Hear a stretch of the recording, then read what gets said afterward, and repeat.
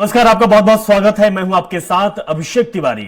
18वीं लोकसभा चुनाव के लिए भी साथ बीत चुकी है। जून को नतीजे की घोषणा की जाएगी, लेकिन कांग्रेस लोकसभा चुनाव के उम्मीदवारों का ऐलान करने में बीजेपी से पीछे नजर आ रही।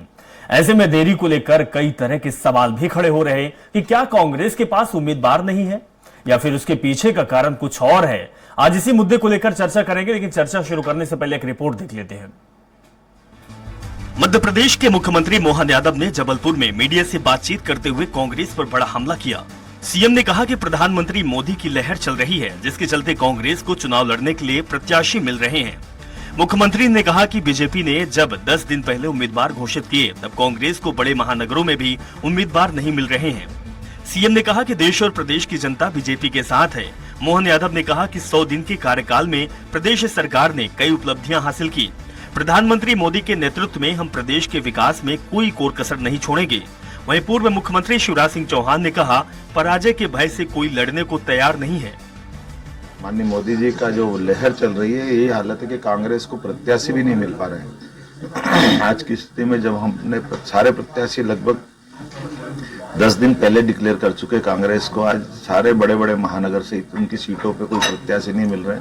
जनता का रिस्पांस भाजपा के साथ है, माननीय मोदी जी के साथ है, और मोदी जी के नेतृत्व में भाजपा फिर एक प्रचंड बहुमत की जीत की तरफ बढ़ रही है। अपनी पार्टी की तकलीफें ढूंढिए, कांग्रेस अपनी तकलीफें ठीक करने में सक्षम है और कांग्रेस को खूब उम्मीदवार मिल रहे हैं और भारतीय जनता पार्टी के लोग गाड़ियां भर भर के 500 गाड़ियां लेके अभी 3 महीने पहले ही तो कांग्रेस ज्वाइन कर रहे थे। दरअसल मध्य प्रदेश में एक तरफ जहां बीजेपी प्रत्याशी अपना नामांकन फॉर्म जमा करने के लिए गए हुए हैं, तो वहीं दूसरी तरफ कांग्रेस अभी तक अपने प्रत्याशियों के नामों की घोषणा भी नहीं कर पाई है। मध्य प्रदेश में 19 अप्रैल को लोकसभा चुनाव के पहले चरण का मतदान होना है। इस पहले चरण में सीधी, शहडोल, मंडला, जबलपुर, बालाघाट, छिंदवाड़ा सीट पर मतदान कराया जाएगा। अभी तक कांग्रेस की तरफ से केवल 10 सीटों पर ही प्रत्याशियों के नामों का ऐलान किया गया है। राहुल गांधी मध्य प्रदेश में दिग्गजों को चुनाव लड़ने की बात पहले ही कह चुके हैं। अब नेता प्रतिपक्ष उमंग सिंगार ने भी खुद के साथ ही सभी दिग्गजों को चुनाव लड़ने का प्रस्ताव रखा है। उन्होंने स्क्रीनिंग कमेटी के सामने अनौपचारिक बातचीत में जीतू पटवारी को इंदौर, पूर्व सीएम दिग्विजय सिंह को गुना, पूर्व नेता प्रतिपक्ष अजय सिंह को सतना, जयवर्धन सिंह को राजगढ़ और उन्होंने खुद को भी धार से प्रत्याशी बनाने का सुझाव रखा है। जबकि दिग्गज लोकसभा चुनाव लड़ने से इंकार कर चुके हैं। ऐसे में अब सीईसी की बैठक में ही साफ हो पाएगा कि दिग्गज चुनाव लड़ेंगे या नहीं। सलमान खान, स्वराज एक्सप्रेस। चलो इसी विषय पर बातचीत करेंगे कि आखिर क्या कांग्रेस पार्टी को उम्मीदवार नहीं मिल रहा या फिर कुछ और रणनीति, कुछ और खिचड़ी पक रही है। बात करने के लिए बीजेपी प्रवक्ता वंदना त्रिपाठी जी हमारे साथ जुड़ गई हैं। वंदना जी, आपका बहुत बहुत स्वागत है। कांग्रेस प्रवक्ता धर्मेंद्र शर्मा जी जुड़े हुए हैं। शर्मा जी, आपका भी बहुत बहुत स्वागत है। सबसे पहले शर्मा जी, हम आप ही के पास आएंगे। क्या कहें साहब, बदहाली बहुत है। आपकी पार्टी के नेता खिसक रहे हैं, बीजेपी के पास जा रहे हैं और अभी तक आपको उम्मीदवार भी नहीं मिले। क्या कारण है कि क्यों इतनी देरी लग रही है? उम्मीदवारों से पहले आपके दल का टूटना, बड़े बड़े आरोप लगाना, चल क्या रहा है सर? सामंजस्य की स्थिति नहीं बना पा रहे हैं आप? देखिए, कांग्रेस पार्टी इस बार प्रत्येक लोकसभा सीट पर एक जिताऊ और टिकाऊ चेहरे को उतारने जा रही है। इस कारण से कार्यकर्ताओं की रायशुमारी और जनता का ओपिनियन लेकर हम लोग टिकटों की घोषणा कर रहे हैं। ये देरी इस कारण से हुई। आज या कल में संभवतः जो हमारी मध्य प्रदेश की सूची आनी है वो आ जाएगी, लेकिन इससे पहले आप देखेंगे जो 10 टिकट हमने किए हैं, वो 10 की 10 लोकसभा सीटों पर आप प्रत्याशियों को देख लीजिए। भारतीय जनता पार्टी को कड़ा मुकाबला वहां पर करना पड़ेगा और आप ये मानकर चलिए उनमें से अधिक सीटें कांग्रेस जीत कर आएगी। और जब ये जो बचे हुए टिकट हैं वो भी हो जाएंगे, तो आप मध्य प्रदेश की स्थिति देखेंगे कि पूरे मध्य प्रदेश में 15 से 16 लोकसभा सीट इस बार कांग्रेस जीतेगी। तो भारतीय जनता पार्टी जो मुगालते में, ये मुगालता भारतीय जनता पार्टी का दूर हो जाएगा। और रही बात तैयारी की, तो तैयारी जनता ने कर ली है। 10 साल के कुशासन का मोदी जी का हिसाब लेना है जनता को। जो झूठे वादे मोदी जी ने किए, 2 करोड़ युवाओं को रोजगार देने का, बहुत ही महंगाई की मार, महंगाई कम करने का, काला धन लेकर आएंगे, हर गरीब के खाते में 15 लाख रुपए आएंगे, बहुत हुआ महिलाओं पर अत्याचार, अच्छे दिन आने वाले, ये सब जुमलेबाजी जनता को याद है। 2019 में इन्होंने छल से जनता को भ्रमित कर दिया था, क्योंकि उस समय जो पुलवामा हमला हुआ उसमें हमारे देश के वीर जवान शहीद हुए। आप देखिए 5 साल हो गए उस हमले को, आज तक उन जवानों को न्याय नहीं मिला। आज भी उनके परिजन न्याय के लिए भटक रहे हैं। दूसरा, पूरा देश जानना चाहता है कि मोदी जी इतने बड़े नेता बनते हैं, वो 300 किलो आरडीएक्स कहां से आए और वो जो गाड़ी थी वो किसकी थी, आज तक पता नहीं लगा पाए। तो ये सब मुद्दे जनता के दिमाग में है और कांग्रेस लगातार जनता के मुद्दों को लेकर जनता के बीच में जा रही है। देखिए शर्मा जी, इन मुद्दों को आप जमीन पर नहीं उठा पा रहे हैं। ठीक है, टीवी डिबेट में अपनी आप बात रख देते हैं, स्वाभाविक सी बात है, आप बात रखेंगे भी, लेकिन जमीन पर इस मुद्दे को लेकर आप काम नहीं करते, आपके पार्टी के नेता काम नहीं कर पाते। शायद यही कमजोरी आपकी है कि अभी भी जो आप ये सरासर नाइंसाफी। अच्छा सर, देखिए हमारे सर मैं आपसे एक सवाल ये करना चाहूंगा। आज की हमने तस्वीर देखी है कि आप डीगे हाँ करें कि 16 लोकसभा सीटें इस बार मध्य प्रदेश की हमारे खाते में आएगी। आपकी बची हुई केवल एक सीट थी छिंदवाड़ा, अभेदगढ़ कहा जाता था, लेकिन आज कमलनाथ के बेहद करीबी दीपक सक्सेना पार्टी से इस्तीफा दे दिया। उनके बेटे अपने कार्यकर्ताओं के साथ बीजेपी में शामिल हो गए। अब आप तो समझ ही नहीं आ रहा कि कहां कौन से सपने में आप डूबे हुए हैं। एक सीट जो आपके पास थी सुरक्षित, उसको भी आप नहीं बचा पा रहे हैं। आपके इस सवाल से इत्तेफाक नहीं रखता, बहुत नाइंसाफी कर रहे हैं। आपने कहा कि हम जनता के मुद्दे नहीं उठाते। हाँ। आप देखिए हमारे राष्ट्रीय नेता हाँ। माननीय राहुल गांधी जी पहले 4000 किलोमीटर पैदल चले, जनता के बीच में जनता के मुद्दों को उठाया। और अभी भारत जोड़ो न्याय यात्रा के माध्यम से 6000 किलोमीटर राहुल जी चले और जनता के मुद्दे लगातार उठाए, चाहे अग्निवीर का मुद्दा हो या सामाजिक न्याय का मामला हो। क्योंकि मीडिया हमारा साथ नहीं दे रही, ये बात आपने ठीक कहा। हम आंदोलन करते हैं, हम प्रदर्शन करते हैं, लेकिन मीडिया हमको नहीं दिखाता। इस कारण से वो नहीं सर, देखिए लेकिन सर एक छोटी सी बात जी, क्योंकि पहले लोकतंत्र में चौथा स्तंभ हमेशा सत्ता से सवाल करता था। अब जो चौथा स्तंभ है ना सर, उसका स्वरूप बदल गया। वो विपक्ष से सवाल करता है, सत्ता से सवाल नहीं करता। मैं आपकी बात नहीं कर रहा हूँ, ये जो स्ट्रीम मीडिया है वो उसकी बात कर रहा हूँ। अब आपने कहा कि हमारे लोग जो छोड़कर जा रहे हैं, सत्ता लोलुपता में जो लोग जा रहे हैं, आप इसी से अंदाजा लगा लीजिए कि भारतीय जनता पार्टी कितनी कमजोर है।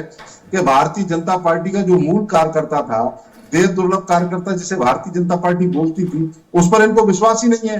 अब तो भारतीय जनता कांग्रेस पार्टी बन गई है। अब तो आधे से ज्यादा। चलिए ठीक है, यही सवाल वंदना जी से ले लेता हूँ। वंदना जी हमारे साथ मौजूद है। वंदना जी, एक तरफ कांग्रेस पार्टी कह रही है कि हमारे जो नेता है राहुल गांधी लगातार सड़कों पर उतरे हुए, भारत जोड़ो यात्रा कर चुके हैं, भारत जोड़ो न्याय यात्रा भी कर चुके हैं, मतलब कि लोगों के जो मुद्दे हैं वो उठाने का काम कर रहे हैं। दूसरी तरफ अगर आप इतने मजबूत हैं, दुनिया की सबसे बड़ी आपकी पार्टी है, और आपके जो विचारधारा है वो भी कांग्रेस पार्टी के नेता मैच नहीं करते हैं, तो फिर क्या जरूरत आन पड़ी कि लगातार तोड़े जा रहे हैं कांग्रेस पार्टी के नेताओं को? अरे विपक्ष की भूमिका में है, जीने दीजिए, रहने दीजिए, क्या जरूरत आन पड़ी है एक एक करके तोड़ रहे हैं चुनाव से पहले?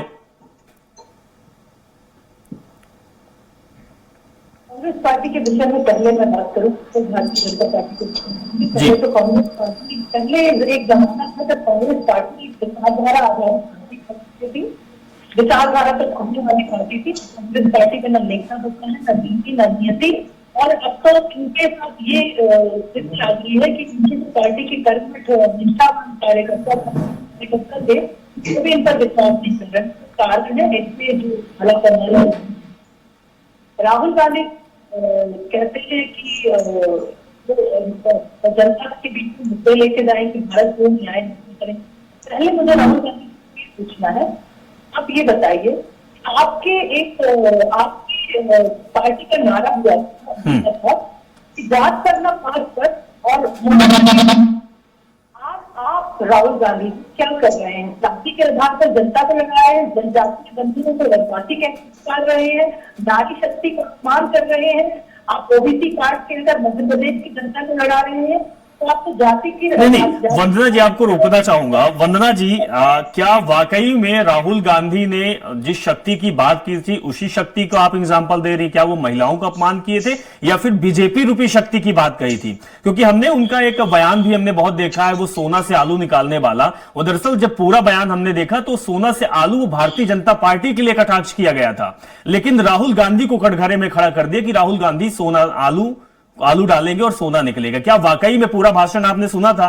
क्या वाकई में वही है जो सोशल मीडिया प्लेटफॉर्म में या फिर भारतीय जनता पार्टी के जो नेता शेयर कर रहे हैं वो बयान है? देखिए, गुमराह करने की जरूरत नहीं है, क्योंकि आप भी बुद्धिजीवी हैं और हमारे जो दर्शक हैं वो भी चीजों को समझते हैं। तो गुमराह करने वाली बात क्यों करें आप? ठीक है, विपक्ष हैं, विपक्ष काम कर सकते हैं, आरोप आप लगा सकते हैं, आप घेरने का काम कर सकते हैं, लेकिन जो बयानबाजी हुई उसी को लेकर करना चाहिए। देखिए, राहुल गांधी जी का आपने बयान स्पष्टता से सुना होगा, आप चाहे तो अपने पीसीआर पर चला भी सकते हैं। उन्होंने बोला हिंदू धर्म में एक शक्ति होती है, और एक शक्ति, एक शब्द बोला हमने, पूरा सुनना। शक्ति किसे कहा जाता है? हिंदू धर्म की शक्ति किस देवियों को कहा जाता है? माटी को कहा स्वराज जाता है। न्यूज चैनल जैसे प्रतिष्ठित चैनल पर बैठकर ये मिथ्या बोल रही है और आप उनको टोक भी नहीं रहे। उन्होंने कहा था कि हिंदू मंदिरों में लड़के लड़कियों को छेड़ने के लिए जाते हैं, हिंदू मंदिर में लोग जूते चप्पल चुराने लगे। ये हिंदू शब्द का बार बार प्रयोग, एक ही धर्म पर बार बार टिप्पणी, क्या आपको ये नहीं दिखता कि ये संप्रदाय की राजनीति की जा रही है, धर्म पर की राजनीति की जा रही है? ओबीसी का जो इन्हें जाति का कार्ड खेला था पिछले चुनाव में, इन्होंने बोला था कि जातिगत जनगणना होगी। इनकी सरकारें इतनी सालों तक थे, इन्होंने जातिगत जनगणना तब क्यों नहीं करनी?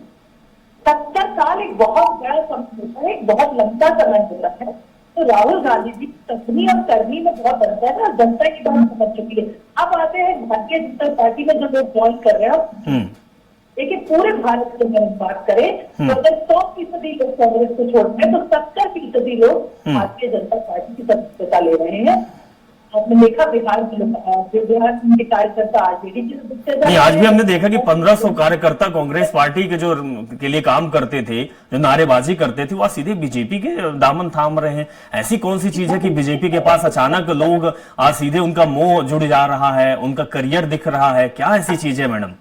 मध्य प्रदेश में क्योंकि ऑप्शन या स्टार पार्टी के रूप में भारतीय जनता पार्टी सबसे बड़ी पार्टी है, तो हमारी पार्टी में लोग शामिल हो रहे हैं। लेकिन ऐसा नहीं कि कांग्रेस पार्टी के नेता बाकी दलों में नहीं बन रहे। आज भी सबका दामन थाम रहे। कारण ये है कि इनकी पार्टी में अब नेता नीति बची ही नहीं है। दूसरी चीज ये, इनकी पार्टी में कार्यकर्ताओं को सम्मान नहीं। आप देखिए किस प्रकार से इनकी पार्टी के वरिष्ठ नेता से कचरा कहकर बुलाते हैं कार्यकर्ताओं। अब उसके विपरीत जब आप देखेंगे भारतीय जनता पार्टी में कार्यकर्ताओं को देवतुल्य कहा जाता है, लेकिन भाषा से भी बहुत अंतर पड़ता है। किसी भी राजनीतिक दल को जो कार्य कर रहा है, सबसे पहले जाता है कि उसे उस पार्टी में कार्य करने के लिए मान सम्मान दिया जाता है। नहीं, बिल्कुल, ये बात वंदना जी इस बात से तो सहमत है कि भारतीय जनता पार्टी में कार्यकर्ताओं का सम्मान किया जाता है और कांग्रेस पार्टी में समन्वय की कमी है। शायद इसी कमी के वजह से जो कमलनाथ के सबसे करीबी रहे वो आज भारतीय जनता पार्टी में शामिल हो रहे हैं। समन्वय होता, सम्मान होता, बात को समझा जाता तो शायद ये दिन कांग्रेस को देखने ना पड़ता। शाइनी जी हमारे साथ जुड़ी है। शाइनी जी, क्या लगता है, लोकसभा चुनाव अब नजदीक आ चुका है, डेट भी फाइनल हो चुका है। एक तरफ कांग्रेस पार्टी के नेता ये कह रहे हैं कि हम 16 सीट लाएंगे, 15 सीट लाएंगे, परिणाम अच्छे होंगे। दूसरी तरफ बीजेपी का कहना है कि इस बार तो प्रत्याशी नहीं मिल रहे हैं कांग्रेस पार्टी को। क्या इत्तेफाक रखती हैं आप? देखिए, जहां तक मेरा विचार है, मुझे ऐसा लगता कांग्रेस के, देखिए बेस तो है मध्य प्रदेश में, कांग्रेस बहुत समय तक मध्य प्रदेश में राज की, तो ऐसा तो है नहीं कि कांग्रेस का बेस नहीं है यहाँ पे। सिर्फ ये बात है कि जो बीजेपी क्या कर रही है आज के तारीख में, मनोबल कमजोर कर रही है जो कार्यकर्ताओं का है। कोई भी छोटे से छोटे मतलब कांग्रेस के कार्यकर्ता है जो वो बीजेपी में ज्वाइन करना चाहते हो, तो उनको आप ले रहे हो, क्या उनको वहां पे कुछ मिलेगा? किस तरह से उनकी पॉलिटिकल करियर आगे बढ़ेगा, इसका तो कोई निश्चित नहीं है। लेकिन अगर आप ये देखें कि बीजेपी का सिर्फ एक ही लक्ष्य है आज की, किस तरह से पूरा का पूरा सीट मध्य प्रदेश में जीता जाए, क्योंकि जो उनका एक उद्देश्य लक्ष्य है, जो 400 पार करना है और 370 बीजेपी को लाना है, वो तभी संभव है जब वो पूरे के पूरे सीट मिलेगा यहाँ पे। और बीजेपी के अंदर आज जो कॉन्फिडेंस है, जिस तरह से हर एक व्यक्ति बात करते हैं, तो उन्हें लगता है ये असंभव नहीं है। लेकिन वो करने के लिए उनको ये जरूरी है कि कांग्रेस के अंदर बहुत जो एक मनोबल है उसको कमजोर किया जाए। कांग्रेस के वर्कर्स जो हैं वो एक तरह से निराश हो जाएं। तो उसी के लिए मुझे लगता है कि बीजेपी जो है इस तरह के स्टेप्स उठा रही है, वरना तो बीजेपी को कोई जरूरत नहीं है तोड़ने के लिए और जोड़ने के लिए। उनके पास काफी वर्कर्स हैं और काफी नेता हैं, तो क्यों तोड़ा जा रहा है? कमलनाथ के जो काफी नजदीक के जो लोग हैं वो आज बीजेपी में चले गए हैं। तो सिंधिया जी तो पहले ही चले गए, उनके सारे कार्यकर्ता उनके पास है। अब पचौरी जी चले गए, पचौरी जी के साथ जितने लोग थे वो चले गए हैं, तो कहीं ना कहीं मनोबल बहुत कमजोर हो जाता है। और चुनाव के वक्त में इस तरह के माहौल में चुनाव लड़ना एक बहुत ही कठिन काम हो जाता है। ठीक है, शर्मा जी आपसे ये समझना चाहेंगे कि जिस आपने ये बात कही थी कि राहुल गांधी लगातार यात्रा कर रहे हैं, राहुल गांधी यात्रा कर रहे हैं, लेकिन केवल राहुल गांधी से संगठन मजबूत नहीं हो सकता, ये आप हम सबको पता है। संगठन में हर कार्यकर्ता और हर नेता को काम करना चाहिए, लेकिन आपके पार्टी के कार्यकर्ता नेता केवल सीट कि इनको लोकसभा या विधानसभा का प्रत्याशी बनाया जाए, इसका इंतजार रहता है। क्योंकि भारतीय जनता पार्टी भी काम करती है, लेकिन वो हमेशा और पूरे टाइम वो क्षेत्र में और जमीन में हर कार्यकर्ता के बीच में सक्रिय होते हैं, हर नेता सक्रिय होते हैं, अपने कार्यकर्ता, बड़ा से बड़ा नेता अपने आप को कार्यकर्ता करता है। लेकिन आपके नेता तो धंधा सेठ बने रहते हैं कि भाई हमको टिकट मिलेगी, हम चुनाव लड़ेंगे, हम जीत जाएंगे। शायद इसी का नतीजा है कि आप हर जगह से गायब होते जा रहे हैं, इतनी भी मेहनत राहुल गांधी कर रहे हैं। अभिषेक जी, मैं एक चीज जोड़ना चाहूंगी, जो बड़े नेता हैं आज की तारीख में लड़ना नहीं चाह रहे हैं। कांग्रेस के जो बड़े दिग्गज नेता हैं आज चुनाव लड़ने से पीछे हट रहे हैं। अब तो ये नई बात आ गई, और जो बीजेपी कह रही है, वो शाइनी जी भी कह रहे हैं कि अब तो पार्टी के नेता लड़ना भी नहीं चाहते हैं। देखिए क्या है, जब आपने कहावत सुनी होगी, जब बुरा समय आता है तो सबसे पहले घर के सदस्यों को बुरे समय में छोड़कर कौन भागता है? कमजोर व्यक्ति भागता है। तो ये लोग जो कांग्रेस छोड़कर जा रहे हैं, उनसे कांग्रेस पार्टी पर कोई अंतर नहीं आने वाला। अच्छा। कांग्रेस पार्टी में हमारे जैसे तमाम कार्यकर्ता हैं जो पूरे प्राणपण से काम करते हैं। आप बड़े नेताओं पर फोकस रखते हैं, आप नीचे जिला इकाइयों पर देखिए, हमारा कार्यकर्ता जनता के बीच में लगातार काम कर रहा है। और हमारे प्रदेश अध्यक्ष माननीय जीतू पटवारी जी अभी ग्वालियर चंबल में लगातार बैठकें कर गए, प्रत्येक दिन वो कार्यकर्ताओं से मिल रहे हैं। आपका चूंकि ध्यान हम लोगों पर नहीं है, आपका ध्यान भाजपा की तरफ ज्यादा है, नहीं साहब, पूरा ध्यान आप ही की तरफ है, लेकिन आप किसी पे जुड़ना नहीं, टूटना ही दिख रहा है। आपने कहा क्या मुद्दे नहीं उठाते, राहुल जी उठाते? अरे हम जिला स्तर पर लगातार प्रदर्शन कर रहे हैं, धरने प्रदर्शन कर रहे हैं, बाकी आप पूरे प्रदेश में देखिए आंदोलन लगातार चलते हैं। अभी इस समय इलेक्ट्रॉनिक बॉन्ड को लेकर, महा घोटाले को लेकर भारतीय जनता पार्टी के खिलाफ पूरे देश में एक माहौल बन रहा है, लेकिन मीडिया में कहीं चर्चा नहीं है। दूसरी बात, कांग्रेस पार्टी को जो लोग कमजोर सोच रहे हैं या कम कर आंक रहे हैं, उनकी गलतफहमी आप देखेंगे इस बार चुनाव में दूर हो जाए। अब देश की जनता बहुत जागरूक हो गई है और कांग्रेस पार्टी का प्रत्येक कार्यकर्ता, आप ये मान लीजिए, इस बार प्राणपण से काम करेगा। और हमारे जो टिकट देने से हो रहा है ना, आपने कहा चुनाव लड़ने के लिए तैयार नहीं, ये भारतीय जनता पार्टी का और सो कॉल्ड मीडिया के जो लोग हैं उनका बनाया हुआ एक प्रोपेगेंडा। हमारे टिकट लेट होने के पीछे कारण है कि हम एक स्ट्रेटजी के साथ आगे बढ़ रहे हैं। हम क्षेत्र वाइज सामाजिक, ठीक है सर, आप मुझे स्ट्रेटजी बता दीजिए, कौन सी स्ट्रेटजी है जो इस लोकसभा में आप अपना रहे हैं? हम भी चाहते हैं कि आप मजबूत हो, विपक्ष मजबूत हो। मैं बता रहा हूं आपको, हम प्रत्येक लोकसभा वाइज सामाजिक समीकरणों को ध्यान में रखकर अपने प्रत्याशियों का चयन कर रहे हैं। हम कार्यकर्ताओं की पहली प्रायोरिटी पसंद देख रहे हैं कि पसंद कौन है, और क्षेत्र में फीडबैक लेकर कि कौन जीतने लायक प्रत्याशी है, ऐसे प्रत्याशियों का चयन इस बार कांग्रेस पार्टी कर रही है। और उसकी बानगी आप हमारे जो 10 टिकट इससे पहले हुए उनसे आप लगा लीजिए। आप मुझे उन 10 टिकटों में से एक भी प्रत्याशी हमारा कमजोर बता दीजिए, मान जाऊंगा। और भाजपा की प्रवक्ता भी बैठी हैं और वरिष्ठ पत्रकार भी आपके साथ बैठी हैं, आप उनसे पूछ लीजिए। और जब हमारे सारे टिकट हो जाएंगे 29 की 29 सीटों पर, फिर आप मुझे बुला लीजिए, मैं आप एक एक सीट पर बैठकर फिर आपके साथ विश्लेषण करूंगा। चलिए धर्मेंद्र जी, बहुत अच्छी बात है, आपकी भी जीत होनी चाहिए, हम आपको अग्रिम शुभकामनाएं देते हैं। क्योंकि एक छोटी सी बात बोलनी थी जी, एक छोटी सी बात जी। भाजपा की प्रवक्ता ने अभी शक्ति के ऊपर कुछ बोला और 70 साल पर कुछ बोला। राहुल जी का पूरा इन्होंने बयान नहीं सुना। उन्होंने कहा हिंदू धर्म में एक शब्द है शक्ति, हिंदू धर्म में शब्द आता है शक्ति, असुरीय शक्ति और दैवीय शक्ति। तो उन्होंने असुरीय शक्ति का बखान किया, लेकिन इनको चूंकि कोई मुद्दा नहीं है जनता के बीच में जाने का, तो वो जबरदस्ती का एक ढोल पीटा जा रहा है। दूसरी बात है, बार बार भाजपा की प्रवक्ता पता नहीं क्यों 70 साल बोलती है, इनको शर्म आनी चाहिए। उन 70 सालों में भारतीय जनता पार्टी की भी सरकारें रही और दूसरे दलों की भी सरकारें नहीं, कांग्रेस की भी नहीं। हमारे जितने भी पूर्ववर्ती सरकारें थी, चाहे वो भाजपा की थी, कांग्रेस की थी, उन सब ने देश को आगे बढ़ाने के लिए काम किया। हमारे पूर्वजों ने जो भी पार्टी के थे, भले ही भाजपा के थे या कांग्रेस के थे, वो नहीं, बिल्कुल ये शर्मा जी आपकी बात में इत्तेफाक रखता हूँ कि अचानक जो 70 साल जो सरपंच आजादी के बाद, मैं आप ही के पक्ष रख रहा हूँ, आजादी के बाद जो सरकारें थी उन्होंने काम किया है। छोटी सी बात, हाँ छोटी सी बात हो, उन्होंने 70 साल में इस देश को बनाया, इस देश में इंफ्रास्ट्रक्चर बनाया। पिछले 10 साल में मोदी सरकार हमारे पूर्वजों द्वारा बनाए गए ऊंची इंफ्रास्ट्रक्चर को बेच रही है। मोदी सरकार ने 10 साल में कोई नई चीज बनाई हो तो वंदना जी बताएं, क्यों बार बार आप हमारे पूर्वजों को कोसते हैं? मैं ऐसे नहीं बिल्कुल बिल्कुल शर्मा जी, 70 साल में आपकी भी सरकार रही, बीजेपी की भी सरकार रही, और सब मिलकर देश को आगे बढ़ाए। कोई ऐसा करिश्माई मोदी जी नहीं कर दिया। उस विरासत को आगे बढ़ाने का काम मोदी कर रहे हैं। आने वाले समय में कोई दूसरा करेगा, हो सकता है वो कांग्रेस का नेता हो कि बीजेपी का हो या किसी अन्य दल का हो, ये तो सिलसिला चलता रहेगा। देश को आगे बढ़ाने में जहां देश की बात आती है तो सबका योगदान होता है। हाँ, अपनी नीयत होती है, नीति होती है कि कौन किस प्रकार से काम कर रहा है, किस तरीके का मैनेजमेंट होता है, क्या कौन सी चीजें नहीं आ रही है। वंदना जी, आपसे यह जानना चाहूंगा कि आप हवा हवाई की बातें भी कभी कभी जमीन पर पटक देती है। हमने वो दौर देखा है, आडवाणी का दौर, अटल बिहारी वाजपेयी का दौर। कोई कह नहीं सकता था कि कांग्रेस की सरकार बनेगी, लेकिन फिर उसके बाद ऐसी करारी आपको हार मिली कि 10 साल तक कांग्रेस काबिज रही। स्थिति परिस्थिति वही इस समय है, कांग्रेस के साथ भी यही चल रहा है। तो जनता आपके विपक्ष में भी है मैडम, बहुत से लोग हैं जो विरोध कर रहे हैं, अपनी आवाज को बुलंद कर रहे हैं, धरने दे रहे हैं, प्रदर्शन कर रहे हैं, कर्मचारी लोग हैं जो अपनी मांग को कर रहे हैं और आपसे नाखुश हैं। उन लोगों को भूला नहीं जा सकता, उसी आवाम में है, वो भी वोट देंगे। अगर वो कांग्रेस के पक्ष में वोट पहुंच गया तो फिर आपके जो 400 पार का नारा है वो आंकड़े बदल जाएंगे मैडम। देखिए, पहले तो मैं कांग्रेस पार्टी के प्रवक्ता जी से कहना चाहूंगी कि जिस तरह से जिस भाषा शैली में आप मुझसे बात कर रहे थे, कृपया करके इस भाषा शैली का प्रयोग ना करें। आप नूरी खान जी से बात करिए। ये भारतीय जनता पार्टी की प्रवक्ता आपके सामने बैठी हुई है, कांग्रेस की प्रवक्ता नहीं है, और हमारे यहाँ महिलाओं से इस तरह से बात करने का कल्चर नहीं है। ठीक,